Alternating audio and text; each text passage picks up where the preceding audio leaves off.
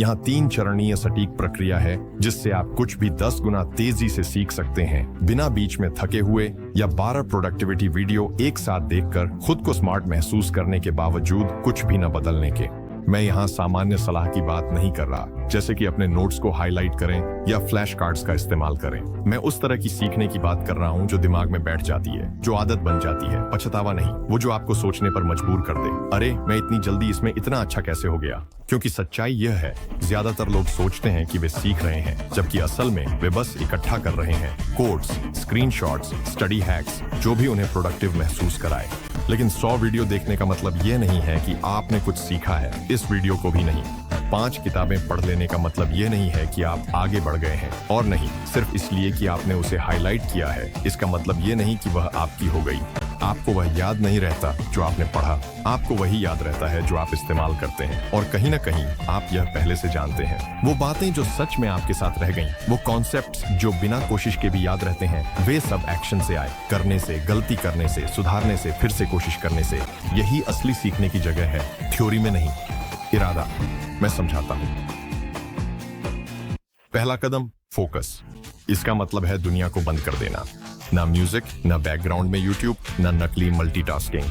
क्या आप सच में कुछ सीखना चाहते हैं तो उसे अपनी पूरी अटेंशन के 5 मिनट दीजिए। मतलब कोई ध्यान भटकाने वाली चीज नहीं, कोई टैब्स खुले नहीं, सिर्फ आप और वह विचार, बस इतना ही। दूसरा कदम, चिंतन करें। खुद से पूछें, ये मेरी जिंदगी में कहाँ फिट बैठता है? अब जब मुझे ये पता है तो क्या बदलता है?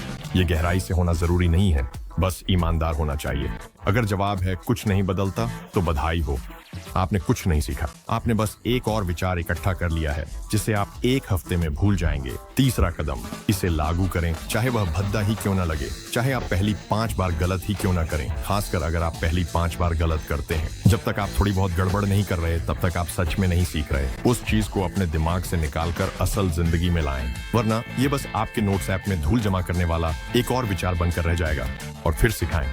फर्क नहीं पड़ता कि वह आपके दोस्त को हो, आपके छोटे भाई को, या आपके फोन के फ्रंट फेसिंग कैमरे को। मुद्दा जब आपको किसी समझाना पड़ता, तो आप समझ झूठा नहीं दिखा सकते। सिखाना स्पष्टता लाने मजबूर करता, ये आपकी समझ में मौजूद कमियां दिखाता, ज्ञान मालिक बनाता। हर कोई समझदार होने की बात करता है, लेकिन असली महारत समझदार होने से नहीं, जुड़ाव से आती है। सीखना इस बात पर निर्भर नहीं कि आप कितना ग्रहण कर सकते हैं, बल्कि कितना बदल सकते हैं। सीखने के हर 1 घंटे के लिए 2 घंटे उसे करने में लगाएं। उसके बारे में बात करें, उसका अभ्यास करें, उससे जूझें। अगर ज्ञान थोड़ा असहज महसूस नहीं होता, तो आप विकास की सीमा को छू नहीं रहे हैं। अधिकांश लोग जानकारी में डूब जाते हैं। जो आगे बढ़ते हैं वे उसमें तैरते हैं, वे उसके साथ आगे बढ़ते हैं, वे उसे वास्तविक बनाते हैं। आप पीछे नहीं हैं, आप टूटे हुए नहीं हैं, आप बस एक ईमानदार कदम दूर हैं, जिससे सब कुछ समझ में आ जाएगा। तो स्क्रॉल करना बंद करें और निर्माण शुरू करें। संग्रह करना बंद करें और बनना शुरू करें।